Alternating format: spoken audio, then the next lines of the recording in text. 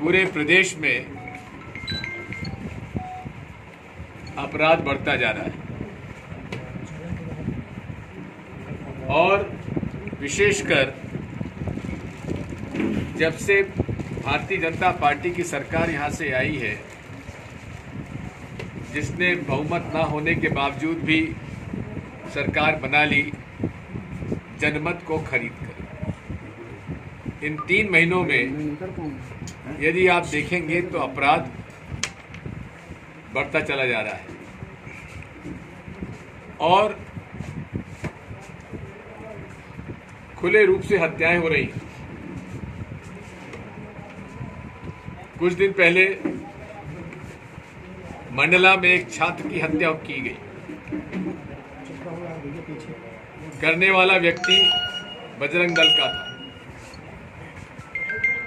एक दलित नौजवान की हत्या की गई, पीछे से टक्कर मारी गई, गिर गया, उसकी छाती पे गोली मारी गई और बोलेरो उसके शरीर पर चढ़ा दिया।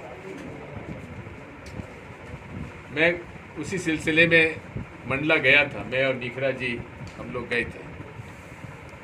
वहाँ वो सारे लोग गिरफ्तार हुए हैं, लेकिन जो जानकारियाँ मुझे मिली हैं कि यहाँ पर कट्टे तो हर कई लोगों के पास हैं और सोशल मीडिया पर खुलेआम कट्टा फायरिंग करते हुए उसने डाला है और पुलिस ने कोई कार्रवाई नहीं की। आम बात हो गई है अवैध हथियारों की। मैं जब मुख्यमंत्री था, मैंने सट्टा और कट्टा इस पर सख्ती से कार्रवाई की थी और सैकड़ों हथियार जब्त करवाए थे। वहां की हत्या भी कट्टे से हुई, देसी कट्टे से, और यहां की हत्या भी देसी कट्टे से हुई। ये क्यों हो रहा है? क्योंकि भारतीय जनता पार्टी और उनके संगठन जो हैं उनमें हिंसक प्रवृत्ति के लोगों ने प्रवेश कर लिया है।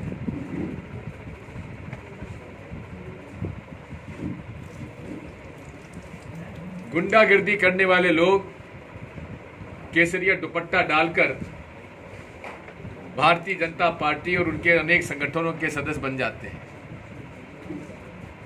उसी के क्रम में इस घटना को भी देखना चाहिए।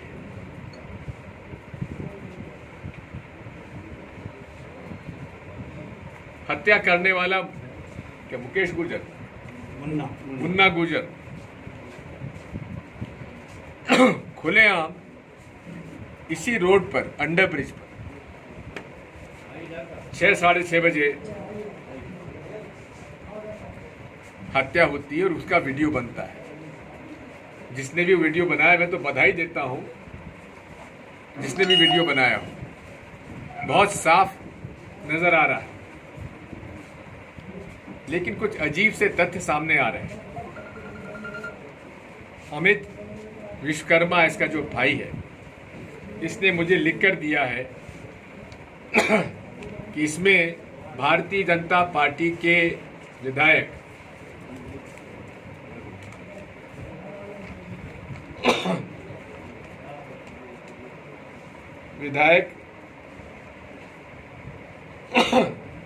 नागवर्षी, बलराम सिंह बैस, नवनीत नागपाल का इसमें हाथ। ये जो मुझे एप्लीकेशन दी गई है, इसमें भी उन्होंने साफ शब्दों में लिखा है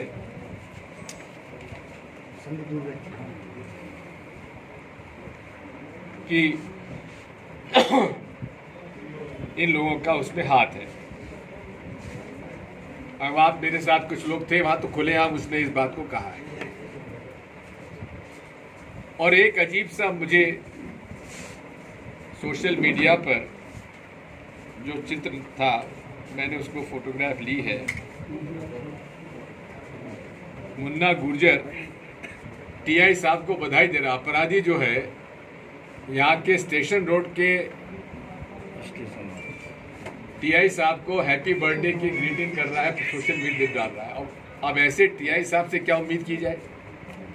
ये भी अजीब संयोग है कि स्टेशन रोड के अहाते में के एरिया में आते ही उसका मर्डर हुआ और इसके पहले की घटना जो है राकेश रघुवंशी की, ऐसा मुझे मालूम पड़ा है राकेश रघुवंशी की एक थोड़ी सी लड़ाई हो गई थी जो डब्लू सरदार जी के बेटे के साथ,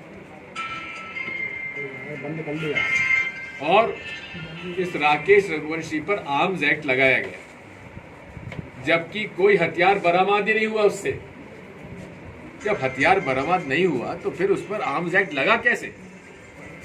और वो पिछले कई दिनों से जेल में है। उसकी सिफारिश करने के लिए ये विश्वकर्मा होशंगाबाद गया था, एडिशनल एसपी से मिलके आए। अब ऐसी परिस्थिति में होशंगाबाद पुलिस से तो कोई उम्मीद नहीं की जा सकती कि जांच सही होगी। तो मैं डीजीपी साहब से अनुरोध करने वाला हूं, कल मैं उनसे मिलूंगा, कि इसके लिए उनके विश्वास के अधिकारियों की डीवाईएसपी के नेतृत्व में टीम अलग से बनाई जाए जो कि भारतीय जनता पार्टी के प्रभाव से दूर रहे। होशंगाबाद के पिपरिया विधानसभा क्षेत्र के विधायक और यहाँ के जो कर्ता धर्ता हैं उनके प्रभाव से दूर रहे तो ही इस विश्वकर्मा परिवार को न्याय मिल पाएगा, नहीं तो नहीं मिल पाएगा। मैं ये भी चाहूंगा कि अमित विश्वकर्मा और इस परिवार की जान को भी खतरा है, यहाँ पर भी पुलिस गार्ड लगाया जाए और पूरी तरह से सुरक्षा दी जाए। साथ में जो भी विटनेसेस हैं उनको भी पूरी सुरक्षा दी जाए और इस परिवार के साथ न्याय किया जाए।